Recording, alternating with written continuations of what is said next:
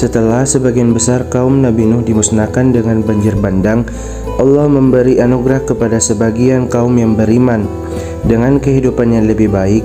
Salah satunya adalah kaum Ad. Secara fisik, penduduk kaum Ad mempunyai badan yang tinggi dan kuat, sehingga mampu mengerjakan berbagai aktivitas yang berat dengan mudah. Sayangnya, meskipun sudah diberi banyak kenikmatan, bukan rasa syukur yang ditunjukkan oleh kaum Ad. Namun kaum Ad justru menunjukkan kesombongan dan keangkuhan, kekejaman dan kekejian juga mereka tunjukkan terhadap daerah yang berhasil mereka taklukkan tanpa belas kasihan. Kaum Ad semakin hari semakin sombong. Mereka merasa sangat kuat dan tidak terkalahkan oleh apapun. Kesombongan mereka mencapai puncaknya saat mereka mengatakan bahwa tidak ada siapapun yang mampu mengalahkan mereka di bumi ini. Berbagai dosa, maksiat, dan kerusakan bumi mereka lakukan dengan mudahnya dan tanpa merasa bersalah. Lebih parah lagi, mereka justru mulai menyembah batu. Hal ini menjadikan kaum Ad merupakan kaum penyembah berhala pertama setelah kaum Nabi Nuh yang telah dimusnahkan oleh Allah dengan banjir bandang. Mereka tidak lagi mengenal Allah Subhanahu wa Ta'ala yang sudah menyelamatkan leluhurnya dari azab yang pedih. Mereka hanya ingat kesenangan duniawi yang mereka miliki. Ada 3 buah berhala yang mereka sembah. Ketiga berhala ini diberi nama Sat, Samudra, dan Hara. Mereka menganggap bahwa ketiga berhala inilah yang memberi mereka kekuatan, kemakmuran, dan keselamatan hidup.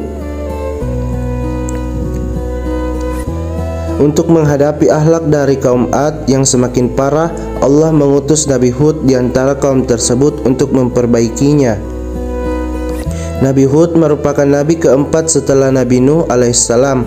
Beliau lahir dari salah satu keluarga kaum Ad dengan ayah bernama Abdullah, yang merupakan salah satu saudara dari pemuka kaum Ad itu sendiri.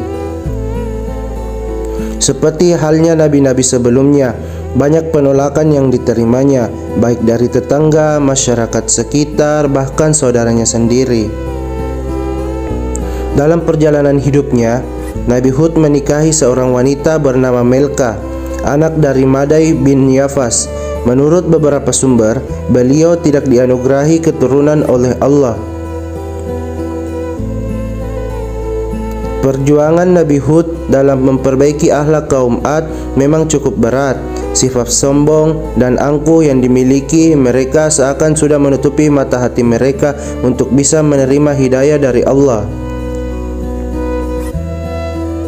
Meskipun Nabi Hud sudah memperingatkan betapa pedih azab Allah jika mereka tidak segera bertaubat, namun mereka tetap mengabaikannya dan justru menertawakannya. Bahkan mereka juga menentang agar azab tersebut segera didatangkan untuk membuktikan kebenaran dari ucapan Nabi Hud. Allah sangat murka dengan kesombongan kaum Ad tersebut hingga akhirnya azab itu diturunkan lebih cepat sesuai keinginan mereka. Di saat penduduk Ad bergembira menyambut akan kedatangannya hujan, gumpalan awan hitam tersebut berubah menjadi hujan badai dan angin topan. Kaum Ad berlarian tak tentu arah dan hewan-hewan berterbangan ke sana kemari. Rumah-rumah mereka hancur berantakan karena badai angin yang sangat dahsyat. Badai angin topan ini terjadi selama 8 hari berturut-turut. Tidak ada satupun makhluk yang bisa menolong mereka dari murka Allah ini. Sementara itu, Nabi Hud dan beberapa pengikutnya diselamatkan dari bencana ini. Mereka pun pindah menuju suatu tempat bernama Tarim dan hidup menetap di sana hingga Nabi Hud meninggal dengan usia 130 tahun. Semoga kisah ini dapat mempertebal iman kita dan percaya tentang kebesaran Allah Subhanahu wa Ta'ala. Amin amin ya rabbal alamin. Terima kasih.